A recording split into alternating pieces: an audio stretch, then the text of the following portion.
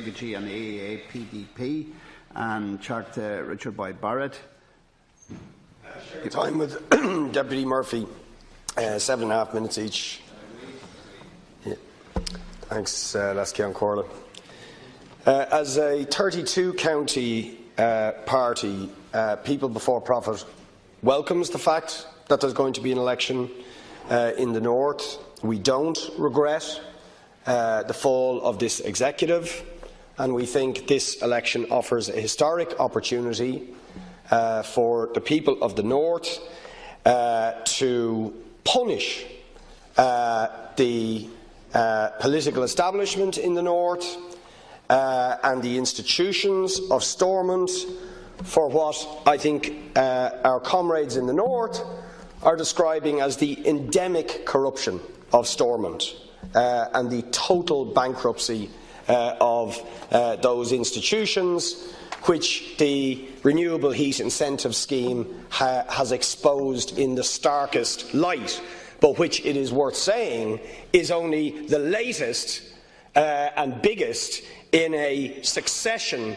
of scandals around the NAMA scandal, the Red Sky scandal, and the scandal around the Social Investment Fund, just to name a few. And I have to say I was somewhat bemused, and am somewhat bemused, by some of the debate that has happened in this House today, including the exchanges between the Taoiseach and Deputy Adams, and some of the other contributions that we've heard today. Because the thing that, while of course there are issues to do with equality, lingering issues that need to be addressed, and addressed seriously, what screams out about the scandal around RHI is the rotten corruption at the heart of the Northern political institutions. The scale of it is staggering. The cost that ordinary working people, regardless of whether they are Catholic or Protestant, Unionist or Nationalist, Orange or Green, as we always seem to wish to categorise them, and in which we have effectively imprisoned them with the institutions of Stormont, which have institutionalised those sectarian divisions. What actually emerges from RHI is a corrupt elite who have robbed, effectively, the people of the North of nearly £500 million, considerably more in euro, in an absolutely rotten scandal. I'm proud to say that People Before Profit were the first, bar none, in the Northern Assembly to call for Arlene Foster not to step aside, not for negotiations, but to resign. To resign. Because whatever comes out of whatever investigation finally happens, she should be sacked for, at the very least, gross incompetence, and more likely than not, much more than that. Much more than that. Everything about this suggests corruption at an extraordinary level, and you contrast the hand-wringing and the delaying in terms of calling an election and calling for Arlene Foster to resign, when you're talking about £500 million burnt, or planned to be burnt, by an elite who were in the know, compared to what was agreed by both the DUP and Sinn Féin in terms of the Stormont House agreement, 20,000 public sector jobs to go, plans to sell off state assets, plans to cut corporation tax. Indeed, it is worth saying that the amount of monies in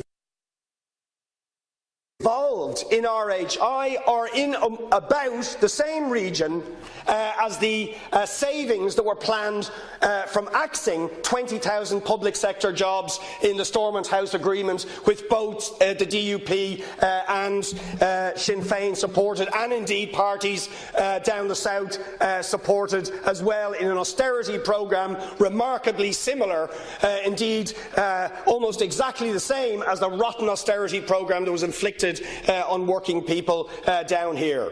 So we absolutely welcome this election, the fall of the executive, and it represents a historic opportunity for a different type of politics to emerge, to challenge the institutions, to challenge the failed orange and green politics, and to put class issues and the economic and social issues affecting working people at the heart of Northern Ireland politics in a way that can break through the rotten sectarianism and offer a genuine alternative to working people. And I would say one thing very, very practically we should all be calling for right now, not after the election, is we should demand that all of the beneficiaries of the RHI scheme should be named now. We want to see the names now. We want to see all the documentation now, so that the people, not in some inside investigation carried out by Stormont, so-called independent investigation which is being proposed, but a fully public inquiry which involves the publication of all documents, so the people of the North can make the decision in the context of the election who they believe is responsible for the scandal of RHI and who benefited. And we know some of the people who have already benefited, and they certainly are not ordinary Catholic or Protestant working people. Viscount Brookborough, for example, one of the very richest people in the North, one of the major beneficiaries, and a whole network of patronage. And it really has exposed, if you like, the reality of modern-day unionism. Seems to have operated through a network of rotten patronage that did not benefit ordinary Protestant working people, but benefited an elite around the DUP. But what I see Deputy MacDonald nodding, absolutely. But what we should be saying is not shilly-shallying around. Arlene Foster should go. And the problem is that the way the institutions have been set up in the North, there's a sort of desire to keep these institutions going rather than to challenge the rotten setup which has been institutionalised by the Stormont Assembly, and which essentially creates the conditions for this kind of corruption. And I'll conclude by saying we don't need an invitation as a 32-county party to go to the North. We will be up. Buses are being booked to go up and canvass in the North. This will be the biggest electoral intervention by people before profit ever in the Northern elections. We hope to win a second seat in West Belfast, hold our seats in Derry, and run in a number of new constituencies. And I would urge people here who want to see a genuine challenge to the failed sectarian politics of the North to support us in that project to put left-wing politics and an opposition to corruption and failed austerity policies to give that new politics a chance in the forthcoming election. Murphy.